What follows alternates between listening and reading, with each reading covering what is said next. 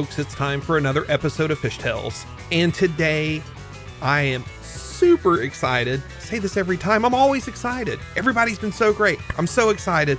Leslie Kiszka is here. She runs stressbaking.com. And we're going to talk about food blogging and maybe some stuff around the tech industry in general.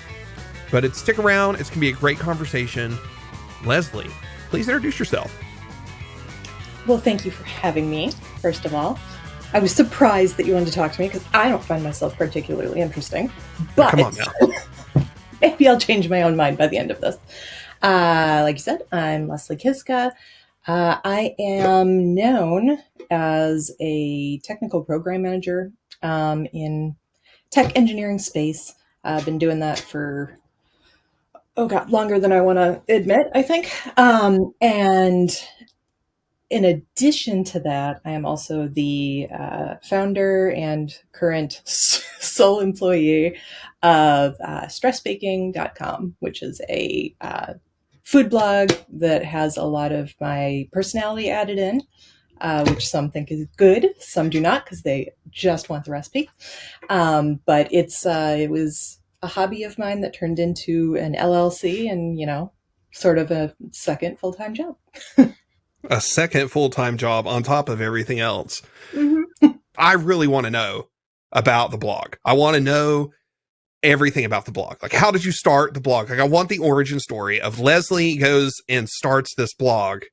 I want all the details. Anything you'll share. Like, give me the history. Tell me a story. It's a little fuzzy in the beginning, but I can give you the general story.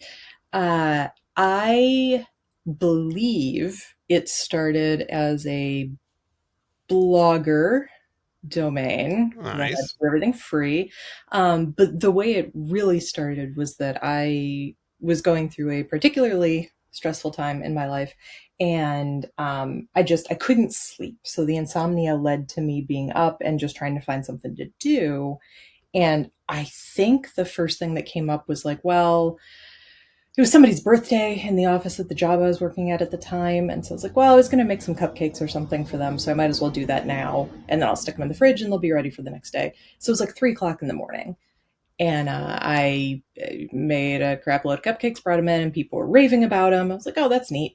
And then insomnia continued. So I kept doing this middle of the night baking. And at the time I lived by myself.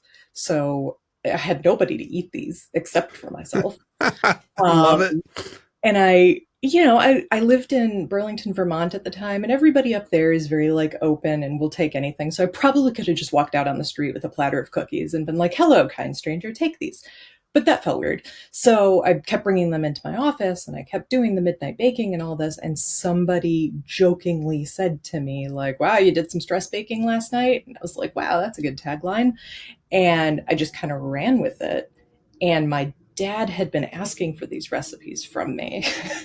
And I knew he wasn't going to bake any of it. He doesn't do baking, but he wanted to know what they were. So I was writing them down and I kept emailing to him. And, these are the days of, I want to say, Yahoo, maybe originally in email. It was just terrible. It was a terrible system. So I had this blogger domain. I was like, well, Dad, you just go here and then you can see whatever I've made. I promise I'll post everything there. And it was literally just me typing up the recipe, throwing it on this blogger domain. And he was looking at it and, just being a proud dad and like, oh, look what you did. And I knew he wasn't making anything with it. But then he started sharing it with friends of his who did do baking. And it kind of caught on, and then it started to get a little bit of traffic. And then the people I was working with were asking for the recipes. So then I would send them the links, and then that traffic went up. And one day in 2015, I had this recipe for they're still on the site now, but a recipe for Jack and Coke cupcakes that I had made. It went viral because a celebrity at the time, who I'm not going to mention because they are not a great person, we have now discovered in recent times, but they were very important at the time and very popular, and they shared it on, I think, their Facebook page. Oh, wow. And it went viral. And I got more traffic than Blogger could handle, so I had to scramble and looking for a host and everything. And then at that point, I purchased the stressbaking.com domain. So I think that was 2015, 2016. And it just kind of grew from there. And it's I started monetizing with, I think, Google Ads to begin with. And then I got like a pitch from an ad company asking if I wanted to join them, which was Mediavine, which is who I'm with now. And it just kind of went up from there. And then it got to a point I was making enough revenue each month that I was like, ooh, I need to protect myself and I need to form an LLC just in case, because people would be crazy. And the amount of like ridiculous comments that you get from people that are like, I tried to make this chocolate cake and I didn't have any chocolate powder, so there was no cocoa powder. So I used the sand in my backyard and now I have like, it's barely an exaggeration. So it's like, well, I need to do something to protect myself. So I formed this LLC, got a business checking account and the whole thing. And now it is its own entity. It has like legal protection to it. And I can keep everything separate and organized, which is a very big deal to me. But it's a business, and it's a business that's like slowly growing still over time. But 2020 was a good year for stress baking because I bet it was. Yeah, that was a trending term. Yeah. So I'm certain that I have heard the term stress baking before 2020, before the pandemic, but it certainly was everywhere. And I remember going to the grocery store and it was just like, I just needed sugar. Like I wasn't even like making anything. It was just like, I needed sugar. And there was no sugar. No. And I remember, the chatter, maybe even in channels where you and I are in the same, place, maybe even chatter there where it's like, yes, flour is gone. Yes. And I remember going and then I was like looking. So then it was like, I was aware of it. I'm looking and it is nowhere to be found. Yeah.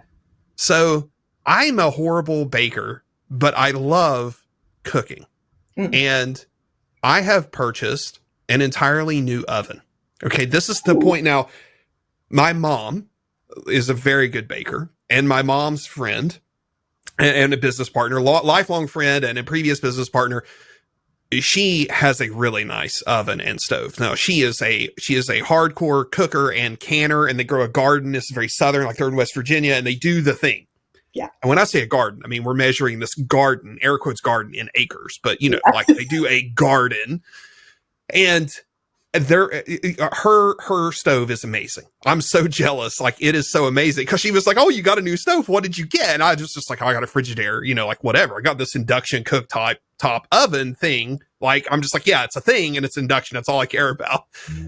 And she has this amazing oven. And I'm convinced that this has improved my baking. Two things that I've done that have improved my baking. I got that oven, which is weird because it's a convection oven and they cheaped out and they only put a burner in the top of not a burner, a heating element in the top of the oven.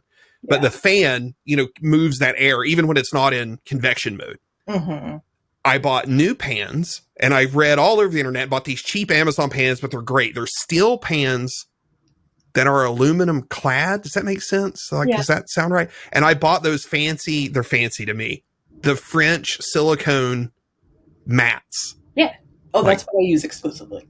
Yeah. Okay. Like huge difference. Okay. Right there. Cookies stopped burning on the bottom. Those mats are amazing. They were brown without burning.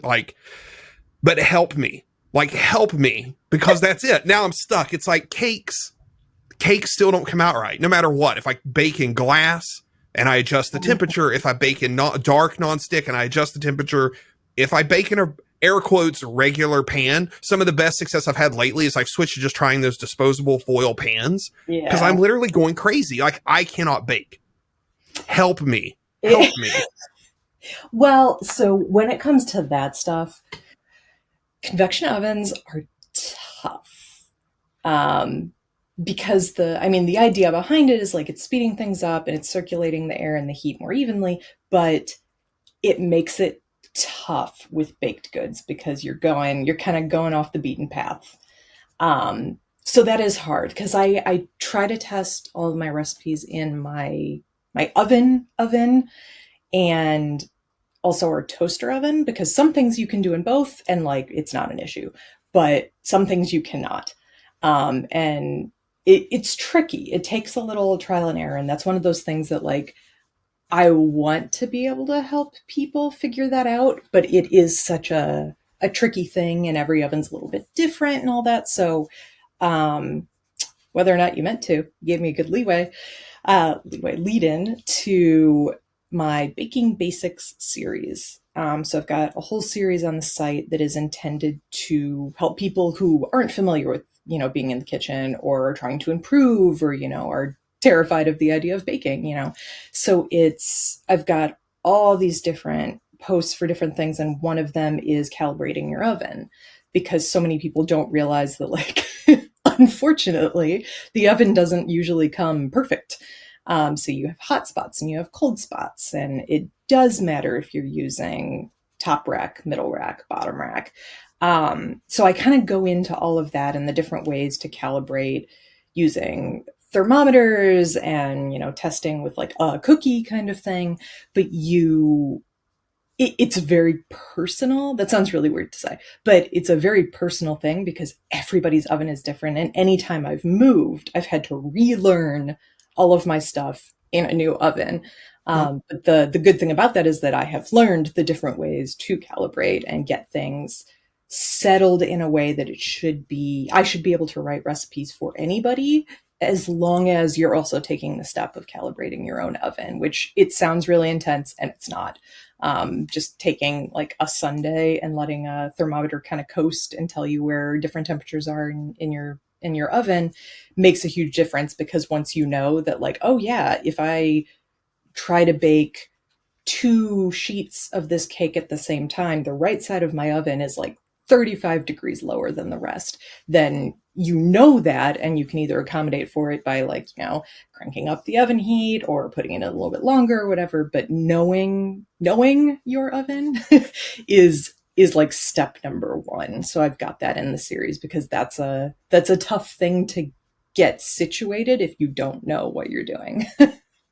Well, this one, like I said, it's fascinating because that fan, it has to run, or the oven will just be hot on the top. Like, it has to run, even not. And that's why I was kind of like, I've tried convection mode, and it's like, it literally, maybe the fan runs 50% more. Yeah. But it's not a big difference. The one thing I've learned, speaking of this, so because I don't have a bottom heating element, I can put a rack all the way in the bottom of the oven, which is unusual. It's kind of like, I've never seen that before. I'm like, okay.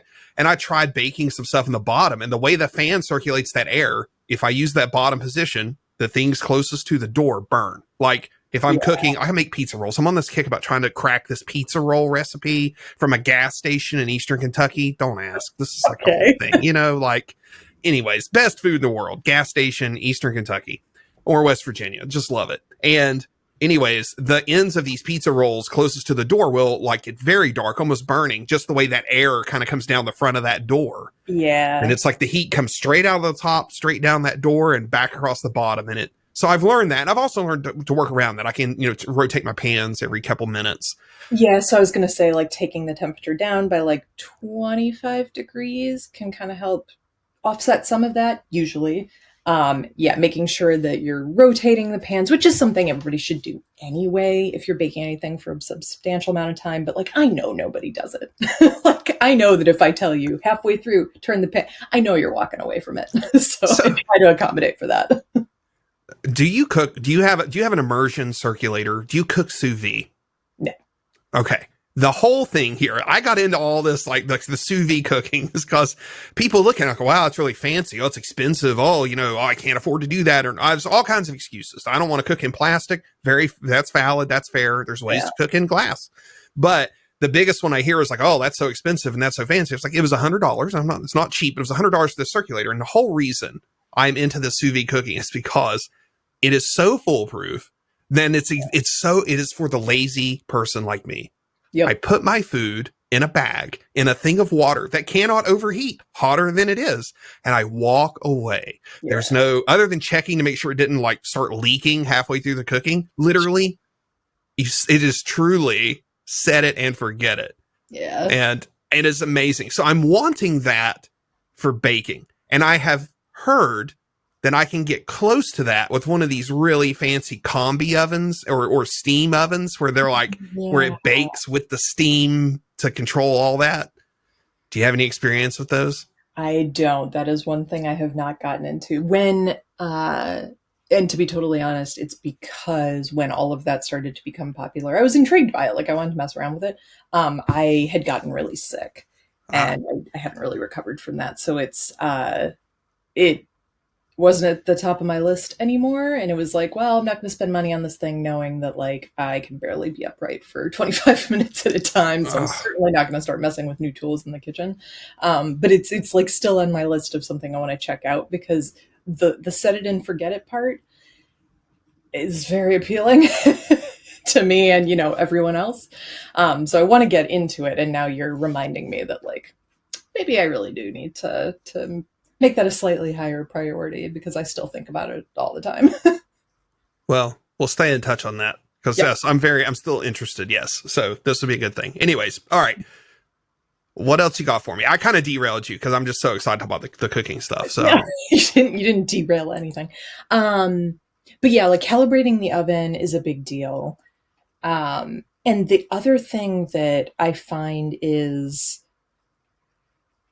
I guess common is the right word, is that people don't realize that the shelf life of ingredients really does matter. And this is something I fight with my husband on, because he will leave stuff in the pantry or the fridge literally years at a time if I don't go through and do a purge every now and then.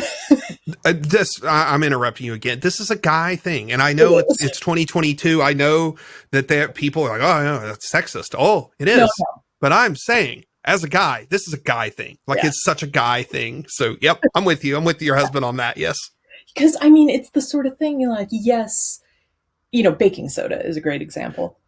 No, it doesn't go bad, quote unquote, but it does lose its effectiveness. So, like, no, it's not going to form mold or anything that's going to show you it's time to go. But you do need to replace it sometimes if you're not going through it the way I do. Like, typically it's not an issue. I'm going through things quickly enough. But there are expiration dates for these things. So when you get to a certain point with like baking powder, that's kind of the biggest deal. That will lose its effectiveness. So you could be adding it to something and it's doing nothing. Like, it's just a dead ingredient. So if you don't know what to look for, or if you haven't paid attention to the expiration date or something, then you're going to find yourself adding that to a recipe, like maybe a cake, and nothing happens and it doesn't rise. And you're like, oh, well, I did everything right. And you're like, well, you did, except you were already screwed from the beginning because you were using an expired ingredient. It's like, it's one of those things that's so easy to overlook. That one of the things a friend of mine does, actually, and I should add this somewhere to the blog because I think it's genius. She, even though there's an expiration date on all of the ingredients and all that, she tapes, like very heavily, tapes a little Post-it note to the top or the side, I'm not sure where, of every ingredient she has with just the date that she needs to throw it away. Just huge letters, like black magic marker. So she can't miss it, because she is the type of person that will completely ignore it and then use the same thing for 6 years and wonder why it's not working. So, I mean, that it's in her face, and then she sees like, oh, nope, can't use it. And she won't even question herself. She'll just be like, nope, I remember that's expired, throw it away, and then replace it with a new thing.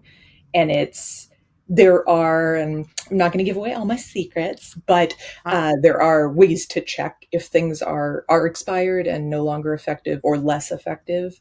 And I cover that on the site too, so that you can test it. There are easy tests before you add it to the recipe, but you have to do it. Is the problem. So I was going to say, okay, so you're teasing us with like, I'm not going to give away my secret. So it's on the blog. We can find it on the blog. Okay. Well, I will toss out, I do test my baking powder because I keep a ton of baking soda because I use baking soda for all kinds of stuff. But baking powder, I don't use as often. I do test it. Right. And I wanted to talk about baking powder for a second. Yeah. I know I've asked you about, in the past, offline or other conversations, I've asked you about certain YouTubers or whatever. And you're like, oh yeah, of course I've seen them. And it's like, but I'm always cautious. Like, have you seen this person? Have you seen any of the shorts on YouTube, or I think maybe he's on TikTok too, of B. Dylan Hollis? Don't think so. Okay, he is hilarious, and he calls baking powder floof powder. And when he's making these recipes, because of course they're YouTube shorts, they're 60 seconds, so they're very, very edited and they're very fast paced. but because of what he calls the various ingredients, it has like pinned them in my mind as to their usage, so that I know baking powder is to help things rise, because he calls it the floof powder. Anyway, I am not doing this justice. You have to go check him out. Of Okay. course, for everybody listening, all of these links are going to be in the show notes. But yes, floof. And of course, I'm not going to do it just, but he does this whole accent with it. He's very animated. I love it. And it's like, yes, a floof and 1 tablespoon of floof powder. And it's just awesome. So Okay, I'm literally writing it down right now because oh wait, yes I do. I just didn't know by name. Yeah, because he does all the old time recipes. yes, exactly. Yeah. He is hilarious. I never caught the floof powder thing, which probably says something about me because I have my own names for ingredients in my head, and the Google SEO gods don't love when you don't call things exactly what they're looking for. So I Sure. have to like really hold back to not use my nicknames for things. Maybe I've been calling it floof powder in my head, and I didn't even catch that he's saying that. Well, I'm definitely going there. It's going to be floof powder for me from now Floof on. powder. He is so funny. He might have been one of the first people I started following on TikTok when I tried to join and be a young person. And yeah, it was just very funny to me because his reactions to things are the way that I react inside my head. Everything that he's done, he makes, and I love when he tries a recipe that's very questionable and Yes. he gives very honest reactions, both good and bad. I appreciate that he doesn't try to paper over it. Like he's like, Nope. this is gross. Yeah. Yeah. All right. So on the basics of baking stuff, now I have a controversial question. I think this is controversial. So I have a question. I think it's controversial. In 2022, do I need to sift my flour? Yes. Okay. Why do I need to sift my flour? So I talk about this in one of my Okay. You don't have to go into details. You can no, push but us to the blog, this is but a yeah. good thing to cover. So the problem that you find. Okay, I shouldn't have said yes. I should have said probably. And I specifically call for it in certain recipes because there are recipes where it's going to be a more like delicate cake, and you want the finest powder you can get. And so I'll even say like sift the cocoa powder and sift powdered sugar, like sift all of the things, because you want it to be fine and even. And for some things, that's way more important than others. Like you could do it for everything, and that would be just fine because I don't think anybody's purposely looking for a super dense something where you would be using flour.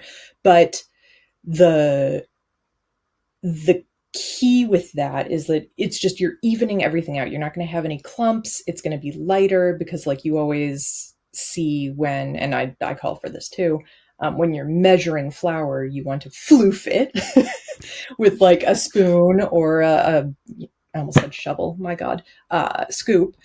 And you fluff it before you start measuring out. And when you're measuring it out, you're lightly taking, the spoon or scoop and kind of dusting it into your measuring cup. And then when you get to the end of it, you don't want it to be dense and packed. You want it to be floofy.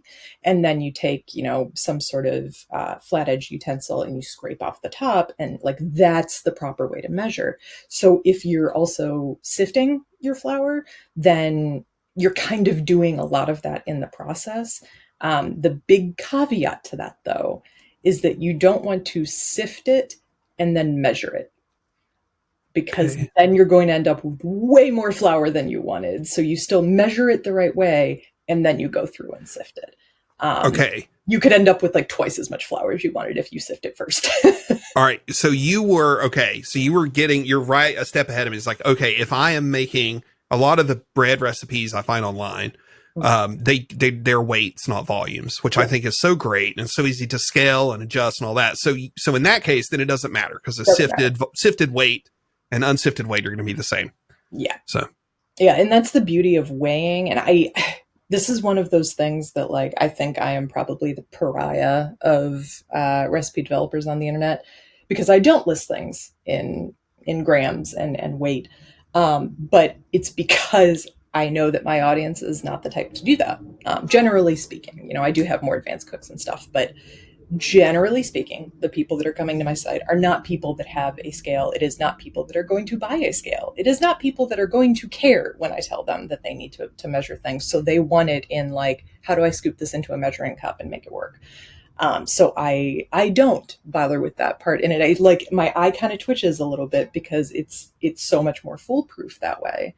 Um, but that's not who my audience is. So I'm trying to get to them and make things as foolproof as I can without that method, which makes it hard. And frankly, I kind of feel like I'm making it harder on myself. But I know my audience, and so telling them to weigh things and go buy a kitchen scale and all that, they're just not going to do it.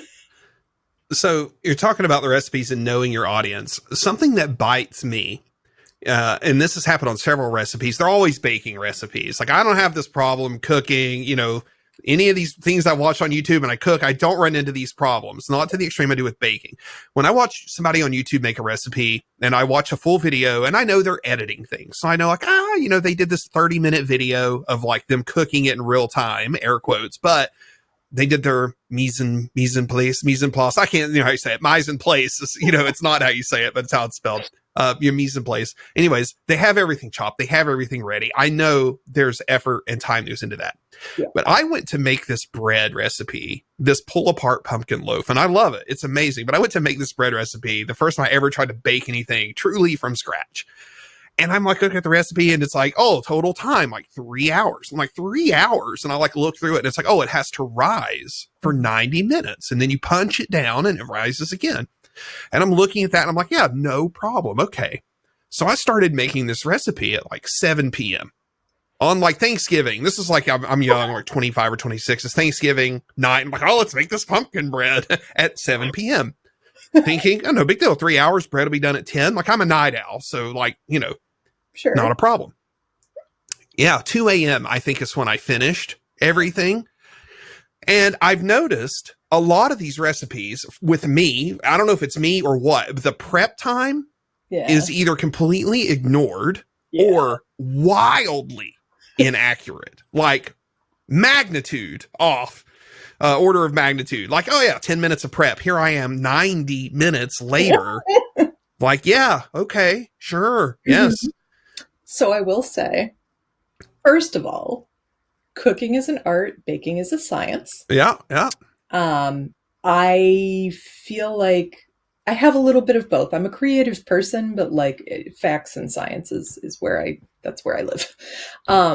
So it's one of those things where the prep time, you are not, and I know you know this, you are by no means the only person that has said things like that, where it's like, what do you mean 2 hours? It took me 6.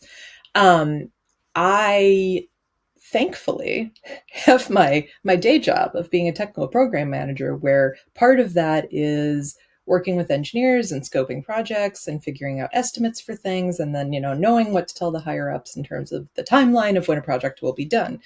I have spent a lot of time padding numbers because I know that XYZ engineer over here is going to tell me it's going to take him a day, and it's definitely going to take him 6. So like, I know how to pad things.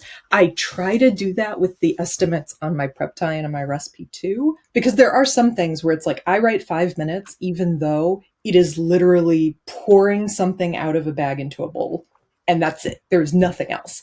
But I say 5 minutes because baby, you really struggle to get the bag open. You can't find your scissors. I don't know.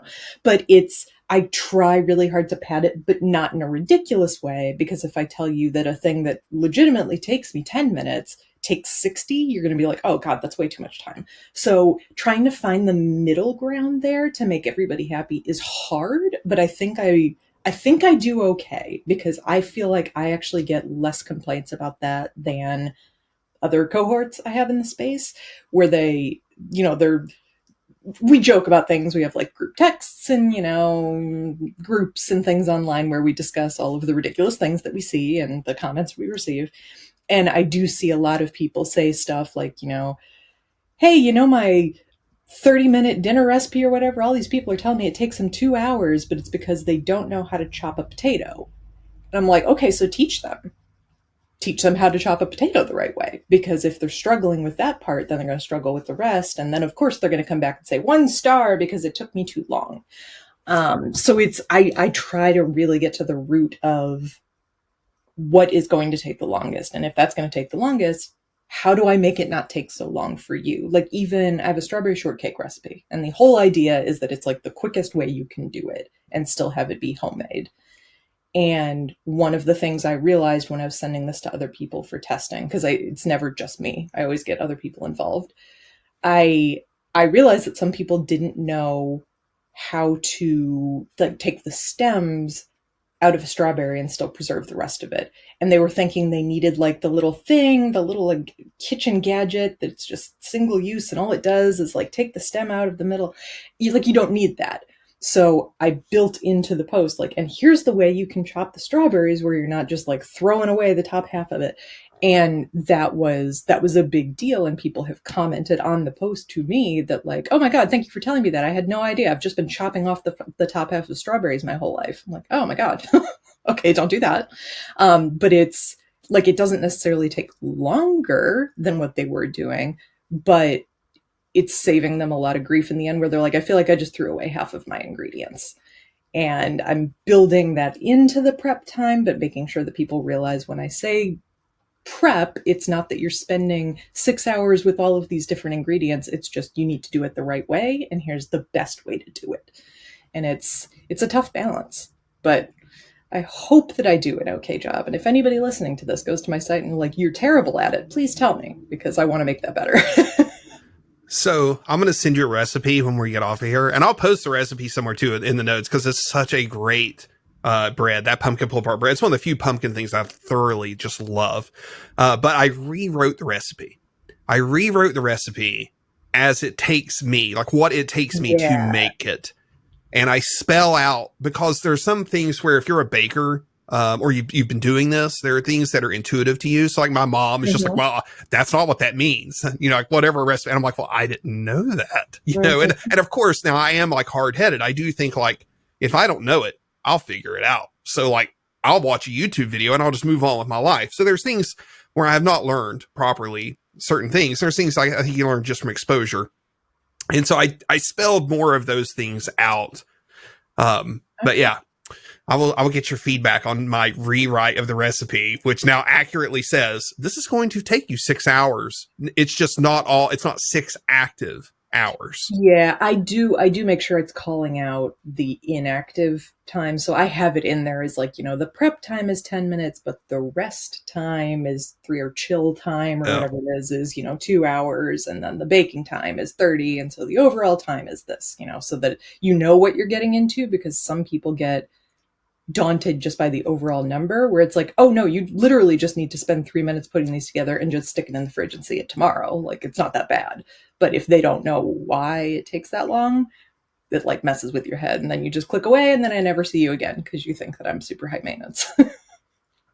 So that bit me with Alvin Zhou. I don't know if I'm saying his last name correctly, Zhou. Where, who does he work for? Tasty.com. I was going to say Bon Appetit, but I think you're right. One of those anyways, but like, I love watching, of course, his videos are gorgeous. Yeah. And I'm so into the lo-fi music that he uses too. Like for me, I go to my happy place watching his videos. They're just amazing. And I love so many of his recipes are about letting things chill and rest in the fridge. Like even I think it's his lasagna, like he makes the meat sauce and then puts it in the fridge for 3 days or something. And I'm like, yes. And there's so many foods and things that I've noticed. I'm like, ooh, this tastes so much better. Like 2 days later, once all the flavors have had a chance to meld in the fridge. Potato salad, I'm looking at you. 2 days. Potato salad in 2 days is very unlike potato salad the day you make it. Yep. Okay. So I need to sift my flour. Noted. Yeah, I mean, I specifically call for it when it's important. That's not one of those things that's consistent across, everybody in the universe, the way they write their recipes. But I find it's always beneficial. Just less clumpy. So you mentioned the same thing. Everybody says cooking's an art, baking's a science. So I think, the thing that's interesting with baking, and broadly cooking, the thing specifically with baking is there's a lot of chemistry involved. Yes. And there's same thing in cooking. When you get really advanced cooking, when you do get to the chef level, there is the chemistry involved in that too. There's certainly not in my, pour a can of ragu in a pot. There's not much chemistry going on there. But do you have any posts? Like, have you spent any time exploring that? Have you spent any time or written any posts digging deeper on that? So, not explicitly about that. Like, I have in relevant posts, I do talk about, like, you'll notice that we're using baking soda and baking powder, and here's why, because this interacts with this ingredient, and you've got the buttermilk and whatever. So I do explain it in the context of those posts. I have not published like the science of baking kind of thing. One, because I just haven't finished it. There's a draft, got it hanging out. But two, because in my priority list of things, there is a wonderful woman named Tessa, and she has a site, Handle the Heat.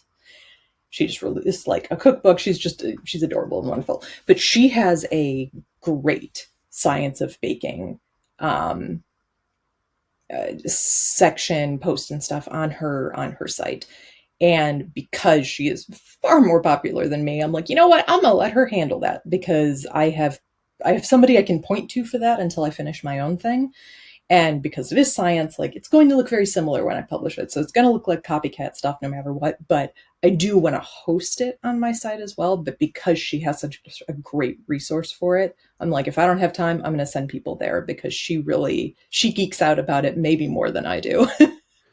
So, the sous vide thing for me, I've sous vide a bunch of eggs, and it's fascinating how different, there's a wild variation of textures. Yeah. It's not really the flavor, it's kind of always the flavor. But there's another chef I watch on YouTube, Chef Jean-Pierre, who is a hoot to watch. And he talks about, I forget how he says it, but basically like texture lends flavor. Yeah. The texture of things directly influence how they taste. And I went down this whole thing around making the perfect yolk. And you can do that with sous vide, because you can get so precise with the temperature and so precise with the time. And you can make this perfect, creamy, buttery yolk. And I got obsessed with it. And I found out that there's a whole thing called molecular gastronomy, which gets into these textures and these things, and these wild cooking methods and ingredients. Yep. And yeah, so there's a whole thing that I've yet to go down, because I saw that it exists, and I'm like, nope, don't have time. Nope, stay away. It's the people that do, oh God, I can't remember the term for it, but the mixologists that really go into the molecular side of things. I've got a friend who does that, and it's wild to me because he spends so much time on it. And he's not a bartender or anything. He just does this at home for his own entertainment. Yeah. But it is fascinating. And I would never be able to have the patience to go through all of that. So I've never really dove into the molecular baking stuff either, just because I know like where I need to invest the energy I have in my energy envelope. I know it needs to not be there, because that's not what my audience is looking for. So like, if I find myself with free time someday in my life, maybe I will, but like, that's not, my audience is not going to care. I'm going to think it's fascinating, and like 5 other people that visit, and then everybody else going to be like, wow, this is really boring and intensive, and please just show me something easy. I think some of that's good though, because like because you have a platform, and because you have an audience, I guess it's twofold. Well, on some level, I don't know that you feel pressure from that. I would feel some pressure from that, of like, okay, there's some expectation, so there's some pressure, but then there's also a relief that comes from that, because it's not that you're in a box necessarily, but it's that you understand, like, you know what people are going to want at this point. And that makes things easier. A simple creative constraint is what that is. A good, healthy creative constraint. Yeah. So no molecular gastronomy on stress baking yet. Probably not. But maybe on that copycat website I keep threatening you that I'm going to make, if you remember, that I'm going to go register stressfulbaking.com. So, we will just find a way to make every recipe I have the most stressful experience of your entire life. And for what it's worth, when you mentioned this a few minutes ago when the show started, Midnight Baking would have also been a really great name for your blog or a blog. So I don't even remember what it was. I did have something more to that degree before I settled on stress baking, and I can't remember the name that I came up with for this either, but my deal, because I kind of have a foul mouth naturally. There's a website called The Vulgar Chef, and he kind of like took my bag because that's what I was going to do. And he took it, and I couldn't do it at that point because that became his thing, and he took off with it. And I was like, well, I can't just be the female version of that. But that was really the route I was going to go, because the way I write my recipes naturally for myself, it's rated R. So I don't think you're giving yourself enough credit there, because I don't know who the Vulgar Chef is, but there's a guy on YouTube that got real popular during the pandemic, and his YouTube channel is called Nat's What I Reckon. Yeah. And he did the same thing. And I think him being vulgar is a big part of, I think there were two things to it. He was vulgar and brash, but it was also like he was kind of calling out the pretentiousness of cooking while still making a very high quality recipe on his channel and showing you that you can do this too. And it is amazing. The things that he points out, just like, his whole thing, like, I'll bleep it out. Sorry, mom, fuck jar sauce. Yeah. It's like, yeah, it's true. Like, what really and truly during the pandemic, when we were at home all the time, how much more effort is it to make a really good high quality sauce? It's just time. It's mostly idle time. Yeah. So I don't know. I think there's still room. So, maybe you can publish under a pseudonym. And I sneak things in, but I got to be careful of the Google gods, because they will, downvote me if I go too far off the deep end. So I use, substitute words for things. But I do have things that I feel very strongly about. And so people will, try to make, oh God, I don't know, like carrot cake. And people will buy the like pre-shredded carrots. And I had a thing, it's like, I would say tirade, but it's not very long. I go into it and I'm like, get the fuck out of here. Sorry. With those shredded carrots. Just stop it. Like, absolutely do not do that, because it's going to be terrible and I'm going to hate you, and just stop it. So like, spend the 5 minutes to shred the carrots yourself, because if you use the dried out crappy shredded carrots for this, you're gonna hate yourself. And so there are things that I get very passionate about, and then I have to kind of edit myself where I'm writing, because it's very important. But like, get the hell out of here if you're gonna do that crap, and then come to me and tell me that the recipe was terrible and dry and fell apart or something. It's like, well, you didn't do it I told you to do. Now did you? Quality ingredients, gotta do it. I slam that point home as much as I can, in an effort not to sound pretentious. I'm not trying to be like, buy the most expensive thing. Just get quality ingredients, because if you buy a bag of, I don't know, white chocolate chips from the dollar store, like, I promise you are going to regret it. Just don't do it. Okay. Another YouTuber on this topic. Do you watch Cooking with Linja? No. Oh, she's hilarious. And so she does like this reoccurring thing on YouTube Shorts. She'll do bussin' or nah. So she'll make some recipe and do bussin'. And then at the end, she's like, bussin'. And so you got to watch this. You got to go find it. Cooking with Linja. It's so good. You will love this. I promise. But on this topic of ingredients, there's one ingredient or a thing. It's not, I mean, it is an ingredient, but it's more of a finishing thing that I've discovered thanks to my friend Chris. And the company we were working at is Input. So have you had Jacobson salt, like that company's salts? They do infused salts. I'm terrible with the names of things. I'm a visual person, so I'm actually going to look it up, because if I see a label for something, I'll be like, sure. Oh yeah, I'm terrible with names. It is not a girl under an umbrella. It is not that salt company. It is a different salt company. So, oh yeah, they've got like the citrus Yes. brine and stuff. Yeah, yeah. Oh, look at you. That citrus brine.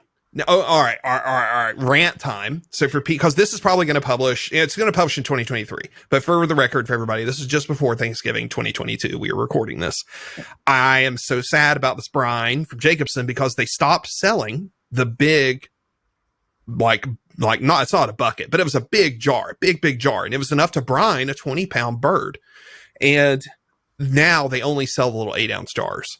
And I'm like, I'm gonna have to buy 4 of these things. And I was pricing it out. I'm like $68 plus shipping to brine, or $70 to brine my turkey. Like, I'm sorry, no, this is not happening. Because the brine was already, it was already like 28 or $30, but it was worth it because it's a very high quality ingredient. But now that they're only selling the smaller, and maybe it's the same price. I don't know. It feels like it's more expensive, but I'm really sad. But Jacobson black garlic salt. So this was a double whammy for me. I'd never had Jacobson salts of any kind, and I'd never had black garlic. That salt is amazing. Okay. I don't think I've had black garlic salt, but I don't think it was theirs. So I'm going to need to add that to my list. There is certainly something, I mean, to me, they're using a higher quality black garlic. I tried some knockoffs because I didn't want to pay for it. Because same thing. I'm like, well, on Amazon, I can just get this, for $4. And well, of course, it tastes like $4. So Jacobson, yeah, black garlic. All right. Garlic salt. All right. Thanks for letting me get that out there, So I'm curious, in all the recipes, and something you mentioned, like testing things in your toaster oven. Mm. Do you ever take a test kitchen approach? Do you try variations on the same recipe, and do you keep like a lab notebook? I sure do. So I have I had a notebook that's all it was just pages and pages of the same recipe over and over, and all the different ways I've tested it, because I want to be able to get ahead of the questions that people have, where they say, oops, I used whole wheat flour instead of all-purpose flour. Is that going to make a difference? And I can say, no, it does not. I've tried it myself, that kind of thing. Because despite the fact that I know it's unrealistic for people to think, I have tried everything in the entire world with this, and I should be able to answer all the questions, people get mad. They get mad. So they will ask you, well, what if I try to do this, that, and the other with it? And it's like, I don't know. Try it and let me know, but I try to get ahead of that as much as I can. So trying different ingredient swaps, trying, toaster oven versus big oven, doing certain things in the microwave versus the stovetop, I try to do as much of that as I can myself. And I ran out of space in that notebook, and I was actually going to go buy a new one. And then I decided to invest in a Remarkable 2 digital notebook. And now I'm saving all the paper, which is great. But it's also uploading stuff to the cloud, which was what I kind of transitioned to anyway, as I started using Google Docs and I was tracking things. Because I go through iterations. I have a recipe I want to release so freaking bad right now for these gingerbread cheesecake cookies, and they're so good. But every time I make them, they're a little bit different. And I have not found the middle ground where I'm like, okay, I feel like everybody could make these and make them well. And I want to release it so bad because it's going to be such a good holiday recipe, but it's not ready. And I've done it, I think, 4 times now. And I'm pretty sure my husband's going to cry if he sees one more batch of these cookies coming out of the oven. But it's not ready. So that's something I spend a lot of time doing, which is why I can't put out recipes as quickly as a lot of other people do. One, because it's just me. A lot of these people have teams, but just the energy envelope that I have is small. And I also have a full-time job. So it's most of the time I can only get to the stuff on the weekends. And unless I really nail it on the first couple times, it's going to take a while. So this recipe has been in the works for 4 weeks now. It's still not ready, because I got to test it all of the different ways. Otherwise, the internet will get mad at me. So, yeah. All right. I have all the questions. Okay. So you make this recipe several times. You mentioned your husband can be frustrated about this. All right. So he's obviously he's going to be testing He some will. of this stuff. Does he test all the recipes with you? He does. There's very few things he won't test.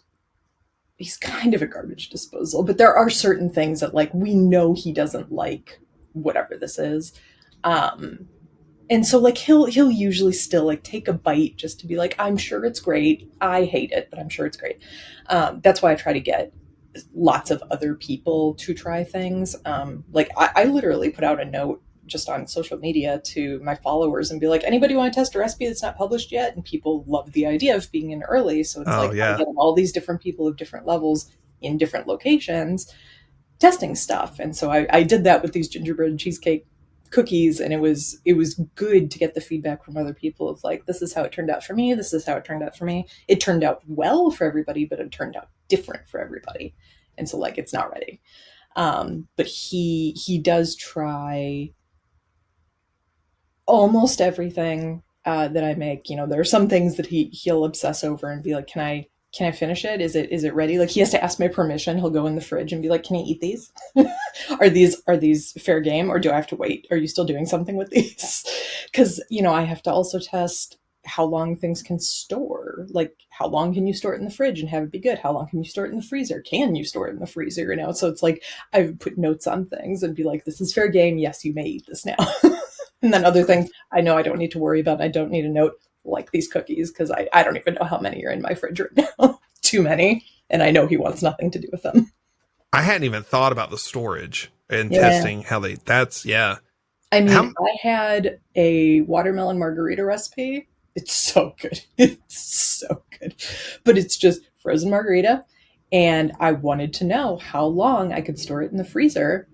Literally a year, I had this mix in my freezer and opened it like a week ago and made it and was like, oh, fantastic, it's still good. So I went in and I updated my thing. It was like, I originally thought it was 6 months. You know what? You can have that in there for a year and it's still delicious.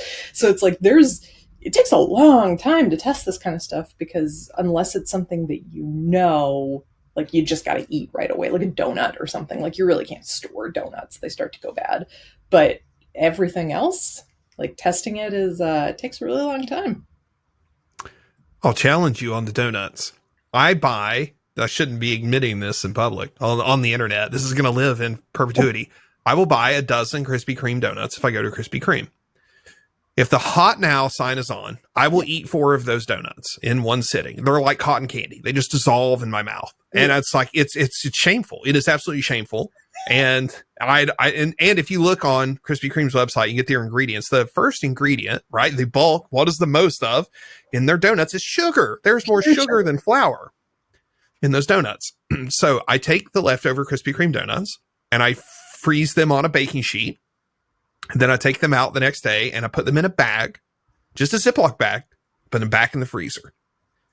And I will tell you what, I will challenge you on now. It's probably only Krispy Kreme because of the amount of ingredients, like how those donuts are so unhealthy. Yeah. But they stand up and they reheat and then be microwave 20 seconds. No, it may not be 20 seconds and they're ready to go again. And they're as good as new. And I've definitely had those in there for 6 months or longer and still. Now, obviously, freezer burn is freezer burn and you have problems with that. But if there's no freezer burn on it, they last. They last. Interesting. Maybe my problem is that I've never had leftover donuts. Well, I don't think that's going to work, though. Like you think of like, I have a local donut shop that's one of the top rated in the nation. And they do yeast donuts, big, fluffy yeast donuts. And I know that's going to be like bread. You can freeze it and it's going to be okay when you thaw it or reheat it, but it's just going to be like bread. It's not. But those Krispy Kreme ones, boyo. All right, get off my Krispy Kreme kick now. But interesting. So you said you're at like 4 iterations on the current cream cheese gingerbread cookies that you're going to send me the recipe for. I'm strong arming you right now. I can just go ahead and send that my way. How many iterations? What do you think? What's the average number of things that you tried? You normally try things. Is it just a couple times? Is it 4, 5? 3 is my minimum. 3 is the minimum. Okay. Yeah, because I figure if I make something the first time perfectly, could be fluke, who knows. If I make it twice, there's a 50-50 chance that I just lucked out. And if I do it a third time, I can make sure the conditions are a little bit different, and like, maybe the humidity in the air is a little bit different and everything. So there should be enough variables between 3 tries that I feel confident in that. But if I can do it more than that, I will do it more than that. But that's kind of the great thing about sourcing it to other people too, being like, hey, make this, because then when I find out their results, I'm getting those extra tests without it having to just be me. And then I don't have 56 donuts in my house. So I'm getting this picture. This is really fascinating because this is a labor of love. Like, this isn't, you're not just, I mean, it's a job. It is a job, and you're putting a lot of work into it. So if you're going to put this much effort into something, how do you decide what you're going? I mean, I know you've touched on this a little bit already, through the interview, but how do you decide what you're going to do next? Like, because this is a lot of work. This is a lot of effort. Like, you're going to have to want to try this multiple times. There's variables here. It's so it's hard. I have a list. I'm going to pull it up. I have a list. It's titled Recipe Ideas. It is in different categories of drinks, savory, sweet, holidays. And then I have a couple series that I haven't released yet that I've got stuff under that too. There are 175 things posted under there. Anytime I have an idea, I add it in here with whatever notes I might have in my brain. The decision making of what to do is driven by availability of ingredients. That's been a big one for the last few years. The likelihood, I think, that people will be searching for, because like I could make whatever I want and throw it up there. That's all fine and good. But if nobody is looking for that, it doesn't matter. Like, it's literally just for me at that point, and I'm not going to make money on something that's just for me. So I do a lot of SEO research. It's about what's trending, what might be trending. If I want to be actually really good at my job, I pay attention to that stuff, where I know that, I need to be testing Christmas recipes in June so that they're ready to go when people start looking for Christmas recipes in October, which is insane to me. But like, that's when all of that traffic starts to go up. So it's like, I got to get ahead of it. So like, the fact that I don't have these gingerbread cheesecake cookies out now is like, I'm panicking because we're almost to Thanksgiving. Like, it's kind of too late for Google. I don't have the kind of domain authority that people like Sally's Baking Addiction. Like, she can throw something up and it is trending within 5 minutes. Like, I don't have that kind of pull. So I have to get ahead of it. And if I've got an idea in here, like I've got something on here that I thought of that would have been great for Halloween, a little late for that. So like, maybe I don't spend my time on that Halloween recipe. I can do that for next year.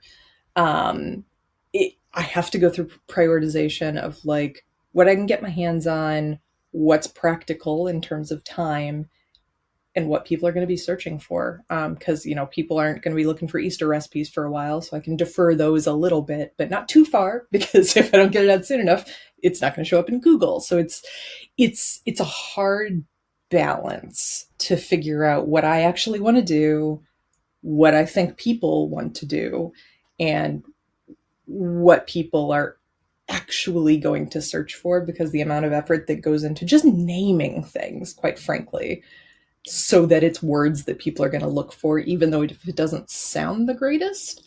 Like, I love puns, and I had for the longest time, I had these punny names for my recipes. It was fantastic. I thought it was the greatest thing in the world. I got no traffic because nobody is searching for the punny name. They just want it what it's called.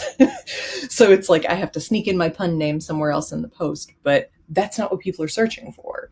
So it's hard, and trying to balance what the Google gods want with what I want.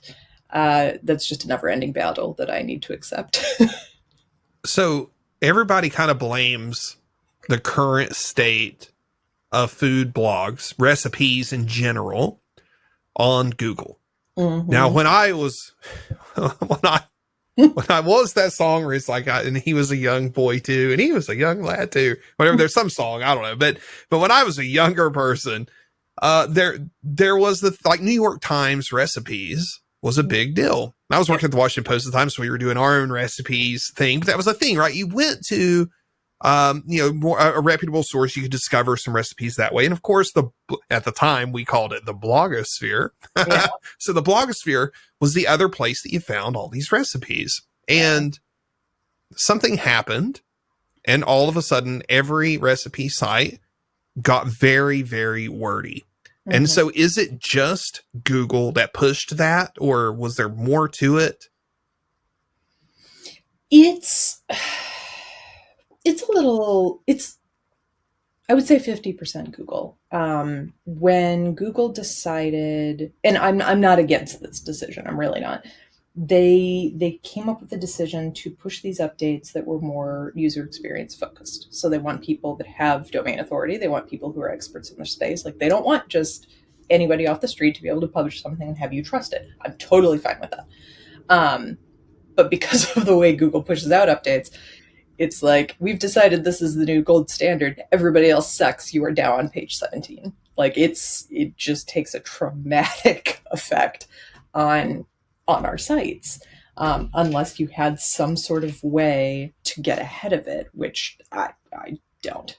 So there might be people that have like the ins at Google that can find out those kind of updates ahead of time, but I am not that person. And it's not easy to go back and update.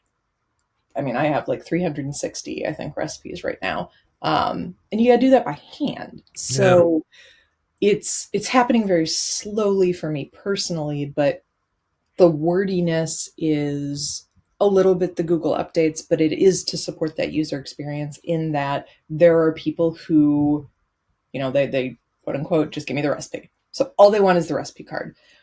But everything that they need to know needs to be in the recipe card. And there's so many things that you just can't fit in the notes, where it's like, I'm explaining a specific technique for something. Like, you got to go up to the blog post to see that tutorial so that you know how to do it. There's a large audience that wants everything explained, every single step. Like, they want a process shot for every single thing. They want to know exactly the kind of tool you're using, whatever. So there's that audience, and that's who the wordiness is for. But then there's the people that don't need that. They just want the recipe card. And so then we've got that there. So we're basically duplicating all the content into two different formats in the same post. And then also people want a video. And so then we got to have a video in there. And it's like you're trying to accommodate for all of the different ways people learn, which I'm all for. But it's a lot of work, and it does result in large posts. The good part about that for us is that means more places for ads, because that's how we make our money. Because, as a reminder, the recipes are free, everybody. But it's got its advantages, but it's a lot of work. And it is one of those things where, like, sometimes we roll our eyes at ourselves, because it's like, here I am listing the ingredients one by one, explaining what each ingredient does. And I'm rolling my eyes at that. But there are a ton of people out there, they're asking for that, because they're like, well, I don't know what I can substitute if you don't tell me why I'm using this. So it's like, the egg in this recipe does this. Oh, okay. So you're telling me I can't substitute applesauce for that. Got it. Like, they want the science and explanation. It's just, is accommodating everybody it's a crazy undertaking.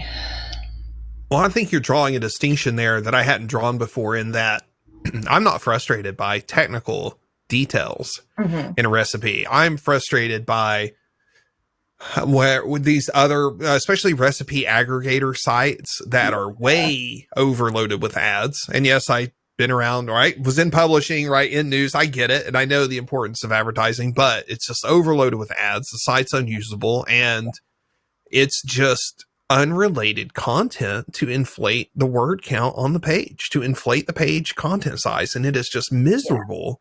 Yeah. Those are typically, those sites, in my experience, are using these AI text generators. Is that what? Okay. And you're giving them the topics. I looked into them because I wanted to understand how they worked, because doesn't make me less mad, but at least I understand why it's doing what it's doing. You're putting in like keywords and topics, and here's what it is. And this AI thing is just spitting out something that's going to hit all your keywords and make Google happy. And it's infuriating when I see a recipe aggregate site that is copying my content, spend a lot of time filing DMC complaints for all this stuff, but they have my recipe, fluffed it up with all of this AI text, and they're ranking higher than me. And yeah. that's infuriating. That's gross. Yeah, that sucks. Yeah, gross, frankly. Yeah. Wow. I didn't even know that was a thing. I just assumed that like people kind of know they're getting a cut of ad rev or something, but that's interesting. The tough part is that those sites are also tend to be the sites that they're advertising themselves as, hey, we're gonna let you just save the recipe cards and nothing else, and you don't have to do any of the work, we'll put it behind a paywall and you can just whatever. So they're stealing, it's stealing, because our stuff is copyrighted. They're stealing it, and under this guise of we're making it easier for you, the user. And I have friends that use those kinds of sites are like, yeah, but I mean, it makes it so easy. Like, that's all they care about. They don't care about the origin of it. They don't care about who it came from. They just want an easy way to handle it. And so that's something that as a whole, the industry has been trying to figure out how we make it easier. And my ad company Mediavine has come out with some great solutions for that trying to implement and like get integrated more consistently so that people know to look for it and they know how to use things and all that. But it's just, people are just looking for quick and easy. And if that site's the one that shows up first, then that's who they're going to go to, even though it's stealing some content. So I was thinking about, you were talking like, the recipes are free, the content's being stolen, ad rev's a big part of this. So Cooks Illustrated charges for a membership or something, they paywall a few of their recipes. Is there the equivalent of that in the baking world? Is there any independent folks that are doing that sort of thing where they're through Patreon or OnlyFans? Yeah. OnlyFans. Yes. OnlyFans. That's right. OnlyFlans. So that's actually one of the things that, my ad company has been, I don't want to say testing because it is live, but I haven't used it, just because I have a hard time justifying that anything I do is worth paying for. I'm like, I'm giving it to you free with, I can get my ad revenue. Like, you don't need to give me money for these things, but maybe my mindset's going to shift on that a little bit. But one of the things they're doing is giving us the option to say like, hey, this is like, the premier recipes on my site. So you gotta maybe not even pay, but you have to subscribe to be able to get recipes, or you do need to pay or whatever, and you can hook it up to Patreon or something. And there are people doing that where they're not necessarily charging, but they are saying you have to subscribe. But with that means that, you also get one-on-one sessions with me where I can help you troubleshoot things and all that. And that stuff's really cool. And I would love to do that, but I have a full-time job. So I can't, but there are people doing it and they're doing it successfully. But again, those are the people that are already pretty prominent in the space and they're already the go-to people. So like little people like me, it's kind of hard to get to that place without that being a full-time job and having a team and all that. But yeah, to answer your question, there are solutions being floated around that people are testing. It's just hard to make that the consistent experience and have it be so that everybody knows like, oh yeah, if you sign up for this is what you're getting for it, because it's also individualized right now. We're all just doing our best. Yeah. Yeah. That's interesting because that's something I've not seen addressed or talked about in a long time. A long time ago. I'm telling my age. How long ago has this been? Almost 20 years ago. There was talk about like the Associated Press is a thing, right? For press, there's the Associated Press and articles you subscribe as, like the Washington Post pays the Associated Press for the right to run those stories and get access to that content. And they're a member of the Associated Press. So it's kind of like there was some talk a long time ago about having these almost like, it's like not affiliated groups around different types of content, whatever. But I'm kind of surprised no one's tried to do that with cooking. Cooking's broad enough. There could actually be something there, cooking and baking, that you could get a group of people together as a co-op or affiliate group. But anyways, Yeah. it's all very hard. There's organizations that exist that, like, if you're a recipe developer, you know about them, and there's these communities that have resources for us in ways that, like, we can help each other, sort of thing. But it's been difficult to find a way to integrate that with the user experience. It's We're just not there yet. And Gotcha. like, now that I think about it, it's a little surprising that we haven't come up with, like, the solution for it. But there are so many Google changes all the time that we have to adapt to, and there's so many things about the user experience that just change so quickly about what people want. Because I mean, I was one of the people way back in the day where I'm telling you the story of, like, how this recipe originated with my grandmother, and it's a hysterical story and all these things. And, like, I was purposely writing them in because part of my deal is that, like, I have a sense of humor about things. Like, I will show you when I fail. I will show you the picture of, like, the cake on the cat's head because something went wrong. Like, I include that stuff because my life is not Pinterest perfect, and I don't think anybody else should be either. So it's like, that was part of my shtick, if you will, was that, like, I'm telling you, like, this is the funny story about how this recipe came about. And people loved that back in the day. That's what they wanted. They wanted the individual experience of, like, oh my God, this is a real person that's making these things. And I still have people that want that, but, like, nobody else does. And now it's constantly a running joke, and people are always complaining, I don't want your life story, I just want the recipe. Well, you know what? People did want the life story. They wanted it to be a human experience for the longest time. And now that's shifted, and everybody just wants everything immediately right now. So we adapt to all of the things as quickly as we can, but because everybody is an individual contributor coming up with, like, these massive solutions for stuff like we're talking about, it's just so hard to do industry wide, and have everybody do it at the same time in the same way. Like, it feels like it's pretty much impossible. I feel like there would be a struggle with collaborating without competing. Like, Yeah. I struggle with that in my career. I Yeah. feel like the thing that we've not addressed and will never address, honestly, as long as we are humans working together, it will never be addressed.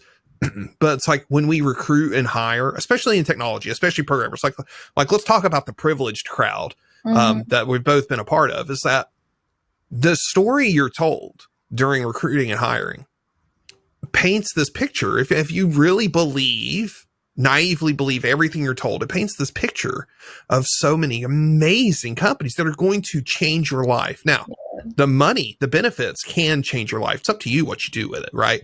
But you get into these organizations and you are not collaborating, you're competing. Yeah. And it's gross. Like, Yep. I'm so over that. So I could see that same thing, especially with creators.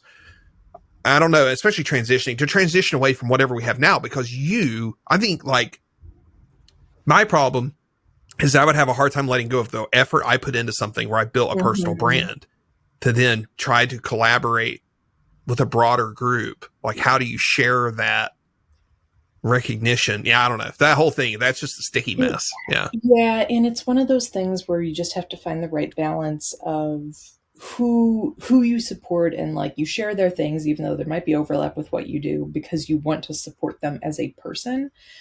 I If anybody's listening to this that is a part of the recipe development space and knows me, um, it's not really a secret who my direct competitors are, with whom I do not have a great relationship.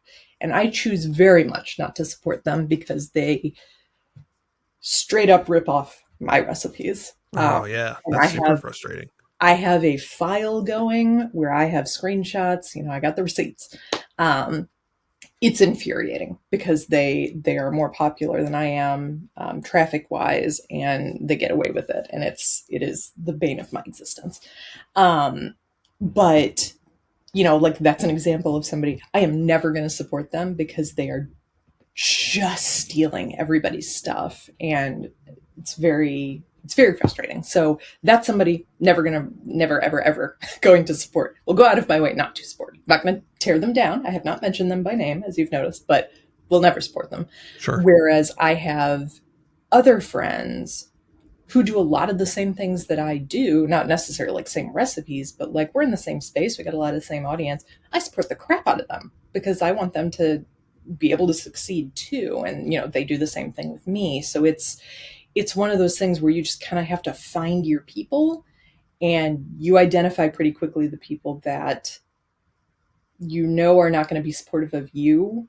So you're not going to put your energy there. Whereas we've kind of formed little groups with the other folks where you're like, oh yeah, we all want to help each other, where we're sharing the things that we've learned and the thing that we heard about a Google change that's going to affect all of us. And like, a lot of us test recipes for each other. I've tested a bunch of my friends' cookbooks.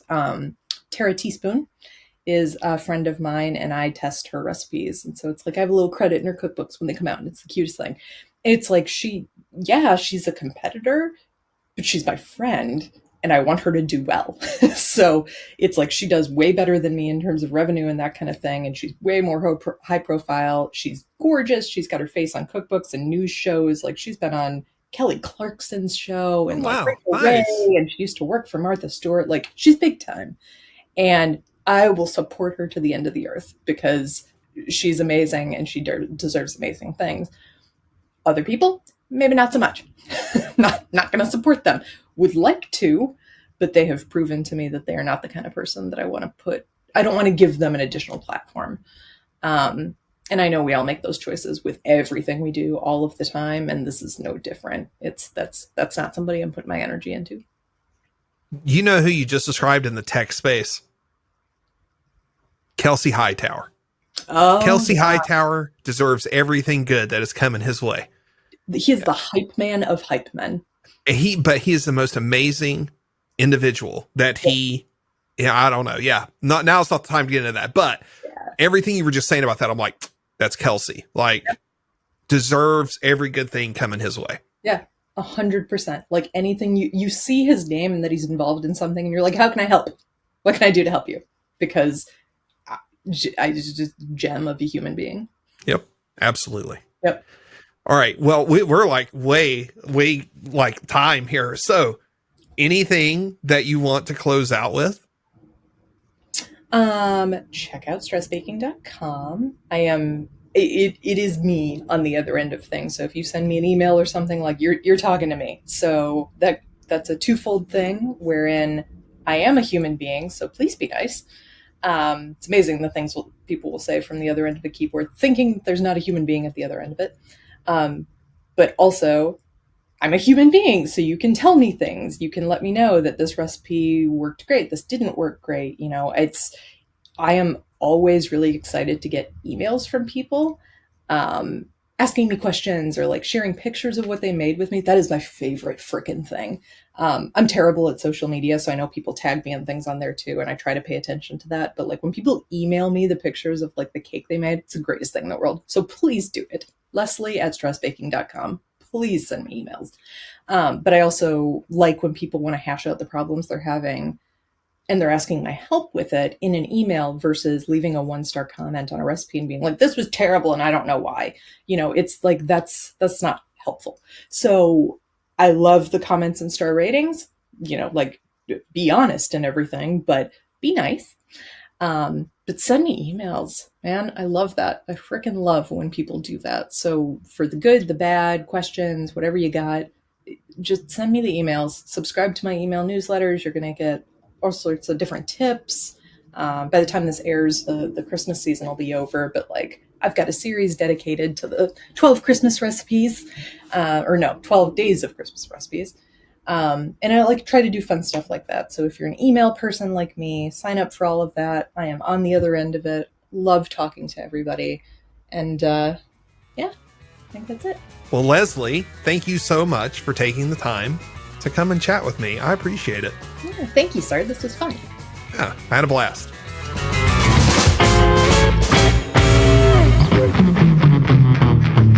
Thanks for tuning in for this episode of Fish Tales. For show notes from this episode and more information about the show, visit leetrout.com. Music production by Haroon Sarang. We'll see you next time.